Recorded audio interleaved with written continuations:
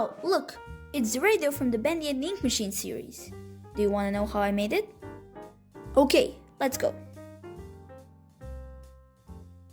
So first, I started off by making the actual radio part that plays music by using an Arduino Nano, a 3-watt speaker, and an MP3 TF16P module by DF Robot.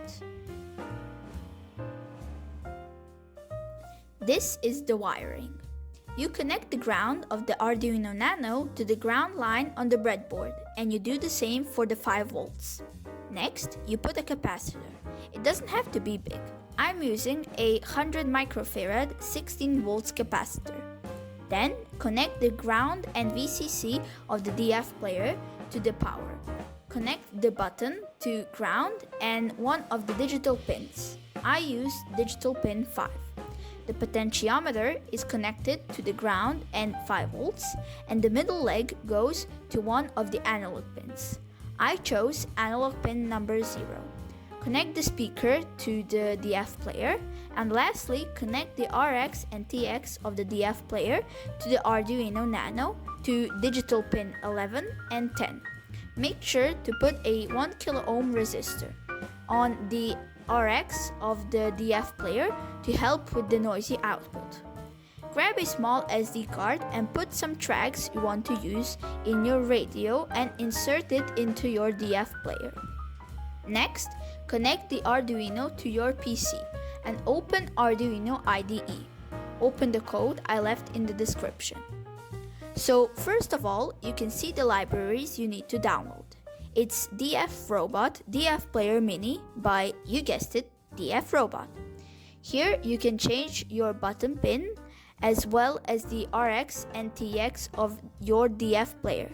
And here you can change the analog pin which you use for the potentiometer. Now, at the bottom, you can see the main part of the code where, based on your potentiometer value, the code plays a certain track once you press the button. You can change this by adjusting the values.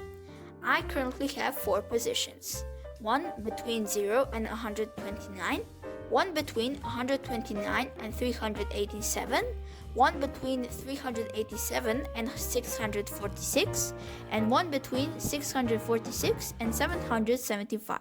For help, you can use the small code that displays the current potentiometer value when setting up the potentiometer values. If you want to add more positions or tracks, just copy this part and paste it and change the track number.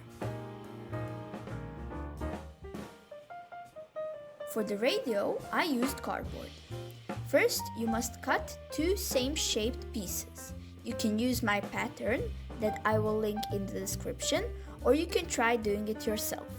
Then cut the parts that are highlighted on one of the pieces and glue the black and yellow texture that is also in the description to the back of the cut shape. Then just add the cartoon-like textures like I did, and boom! You have the front and back of the radio complete. Then make 2 holes on the front piece for the button and potentiometer. Make the 2 knobs by cutting a piece of cardboard like this, so it's a bit round at the end, and glue it so it makes a cone-like shape. Glue a top part and add the textures. Glue the button and potentiometer onto the back of the front piece and put the knobs. Measure how thick you want to have your radio be and cut 3 parts.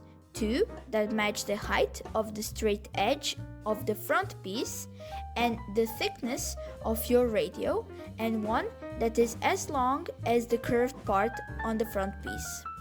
If you want to make the base, you can, but I just cut 1 more piece for the bottom and called it a day.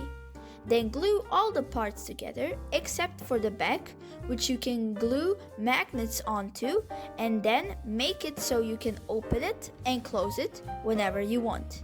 Then make a small tower for the speaker like I did and glue it on the top. Glue everything inside and you're done.